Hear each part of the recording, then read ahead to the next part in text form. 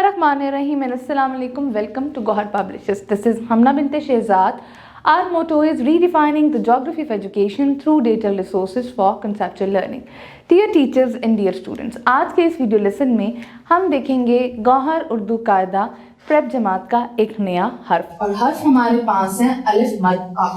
अलिफ मद आ जैसे कि स्क्रीन पे आपको नजर आ रही है।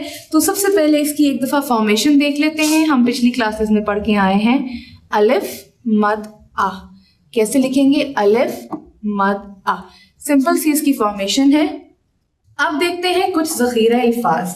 अलिफ मद्दा आंख, अलिफ मद्दा आम, अलिफ मद आ आलूचा, अलिफ मद आ आलू, अलिफ मद आ आड़ू, अलिफ मद आ आग, अलिफ मद आ आरी, अलिफ मद आ आटा। अब अलिफ मद आ की लिखाई देखते हैं, क्योंकि हम पहले देख चुके हुए हैं तो एक दफा फिर देख लेते हैं जी। बहुत आसान, ऐसे अलिफ मद आ। अब चलते हैं किताब के सफा नंबर 31 पे। तो सबसे पहले पढ़ाई है, देखते हैं। अलिफ मद आ आम, अलिफ मद आ आंख, अलिफ मद आ आलूचा। अब पढ़ते हैं इसको। अलिफ मद आ जीम आज, अलिफ मद आ पे आ, अलिफ मद आ ते अलिफ टा आटा, आ राम आंख, आ सान, आ व आ ज, आ र ई आरी, आ ल उ आलू, आ र उ आड़ू, आ ना आमना। अब लेकिन क्योंकि ये आ नीम के नीचे जेर लगी हुई है, मी नून न आ ऊपर लगा हुआ है इसके जबर, आदम। अच्छा, हमेशा याद रखिएगा जब आपके पास आखिरी आवाज आएगी, जैसे आड़ू में आ रही है, आलू में आ रही है वाव की आवाज, तो ये आवाज आपको देगा ऊ की आवाज, जैसे आलू आड़ू।